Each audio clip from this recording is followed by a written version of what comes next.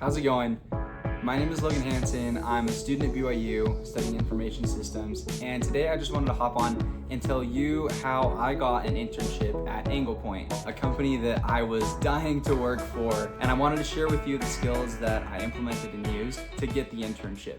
So first, a bit of context. When I went to BYU, I didn't really know what I wanted to study. I thought I wanted to do psychology, and so I was taking classes, taking generals for that major path. But I quickly found out that I did not want to study psychology. No shade to anyone in a psychology major, just wasn't for me. So once I found out I didn't want to study psychology, I thought, well, I love people, so how about I go into marketing? Because I'll be talking with people, engaging with people and customers all day. I took the intro to marketing class at BYU and did not enjoy that either. In the course of that semester, I also took an intro class to information systems, which I hadn't even thought of before. But I took IS 201 and I loved it.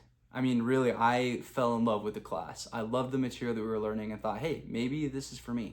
So that spring, I took my second prerequisite to apply for the program. I applied and got in. I was thrilled to be in the program that I wanted to be in, but now came a whole nother challenge of I've never worked in tech before. And my professors were all challenging us and encouraging us to get internships, to talk to people, to try to get a job once we graduated. Now, they did make sure to be clear that if you don't get an internship in your first year or even your second year, that's totally okay. In fact, a lot of my professors never had an internship, and they have had some really amazing careers and had some really cool opportunities. However, I really did want some experience in the tech industry because I had never worked in the tech industry before. I mean, here I was studying information systems, supposing to be an expert or preparing to be an expert in the field, and I literally had zero experience. So I started looking around and landed an internship at one of the most competitive internships in software asset management, probably across the country.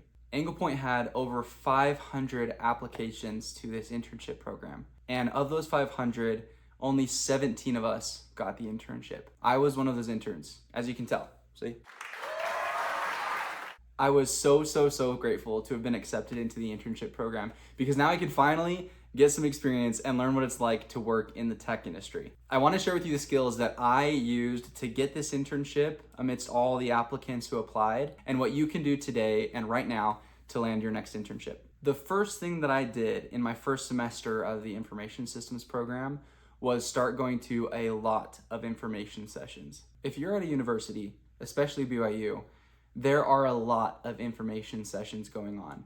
Companies will come onto campus or other locations and present what their company does in an effort to help you understand more about what they do for work, what the internship program is like, and give you an opportunity to connect and network. If you're not in university, I attended a couple of information sessions outside of the university through LinkedIn. If you look up your field of profession and put information session or events at the end of it, it should pull up a lot of events near you. I attended a few this way and had a really good experience. Let me tell you why information sessions are the hack for landing internships. First, free food. If you're in a university or most other information sessions, the company will provide some sort of food, snack, dinner, dessert. I don't know. I've had a lot of different kinds of food going to information sessions. In fact, I even had some friends who had already landed internships who continued to go to information sessions just for the free dinner. I don't know if that's necessarily ethical or responsible, but that's what they did. So let that be an incentive. Information sessions are a chance for you to connect with potential employers, with other coworkers who you could be working with at the internship. On the surface level, you may just think this means presenting yourself, introducing yourself, and making a new connection. But if you go a little bit deeper, this gives you a chance to actually ask questions, to grill some of these people and ask them what they enjoy about the internship. What are the pros? What are the cons? And allow you to decide if you would be a good fit. I would highly encourage you to find information sessions that you enjoy going to, and don't be afraid to go to multiple information sessions from the same company. In fact, I went to 2 of Anglepoint's information sessions, not for the information, but just to connect with people. The more that recruiters and potential coworkers see your face, the more recognizable you are and the more you stand out amidst the pool of people who are applying to these internships. So stay a while at the information session if you enjoyed the presentation and get to know some of the people there. Even go to the information sessions that you're unsure about. I've gotten a lot of value going to information sessions that I was unsure of if I'd appreciate or not, for a couple reasons. One, sometimes they do genuinely teach really good skills that I've continued to apply. Or if they don't and it's completely useless and a waste of your time, yes, that sucks, but at least now you know you don't want to intern there. The second thing that I did that I believed helped secure my internship at Angle Point was network. As a student or as a recent high school graduate, you have a superpower where you can literally reach out to anyone and say, hey, I'm a student, I'm curious to learn more about what you do. And 90% of the people will reply and say, absolutely, I'd love to chat about it. What I did is I set up tons of calls with different employees at Angle Point just to hop on, introduce myself, get to know a little bit more about their side of the picture, what they think of the company, and ask some questions.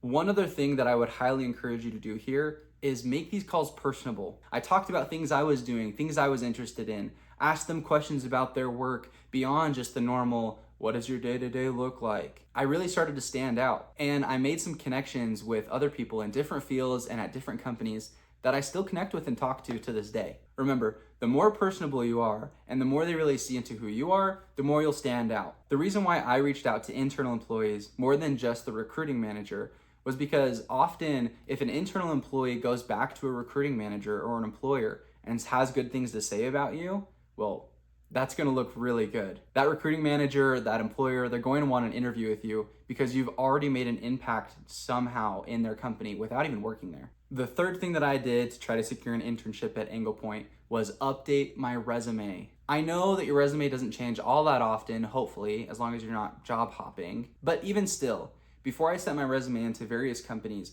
I made sure to update the wording and the order of certain things in a way that I felt would reflect better for what that employer was looking for. So take a minute to review your resume, review the wording and how it's structured, and see if it would be a good fit and if you're comfortable sending it to a specific employer. But if you haven't touched your resume in a long time and you're not even sure where to start, this is where I would start. Now, most experience sections are just gonna be listed in chronological order, and I would still recommend this. But when you're drafting the bullet points for each job, I would think about and draft them in this order. First, think about the job where you've learned the most, the jobs that pushed you, stretched you, and taught you more than you would have learned in a different position. The reason why I recommend taking a look at this job first and fleshing out those bullet points is because these are going to highlight the skills that most employers are looking for in this day and age of artificial intelligence. Then I would think about and flesh out the job that is most relevant to the internship or job that you're applying for. While you may not have direct experience in the field or job that you're applying for, it's generally good to say that you've at least dabbled in it or have some experience in a related field, just to show you're not coming in cold. Artificial intelligence is your friend when constructing your resume. There are so many tools and bots out there that can help you draft a really strong resume, so use it to your advantage. After you've done all this, the last tip that I would give you is to be bold. No matter how many times you think you've talked to the same person at a company, keep making conversations with them. You want to stand out, and I promise you it's never enough. I had about 4 to 5 conversations with the recruiting manager at Angle Point before I even had a first interview. That's kind of crazy, but I just kept running into her, and every time I saw her, I would just stop by, reintroduce myself, and make a little conversation. The other piece of advice I'd give you is to ask genuine questions. Ask questions that you're genuinely interested in finding the answer out for, or ask questions about them, about projects they're working on.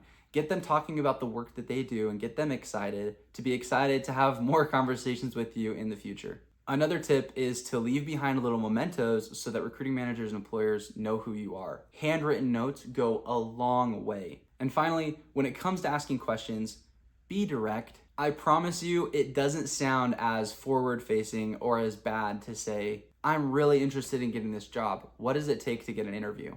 Or once you've landed an internship, to ask questions like, I really want to demonstrate my value to this company so that I can receive a full-time offer. Don't make managers or employers guess where you're trying to go or what you're trying to do. The more direct and clear you are about what you want and how you want to get it, the better that they can help you and make sure that expectations are aligning appropriately. I hope these tips in this video helps you land your next internship. If you do, I'd love to hear where you're getting accepted to, and I'd be happy to answer any questions you have in the comments below. I'm grateful you stuck around to the end of this video, and I'll see you next time.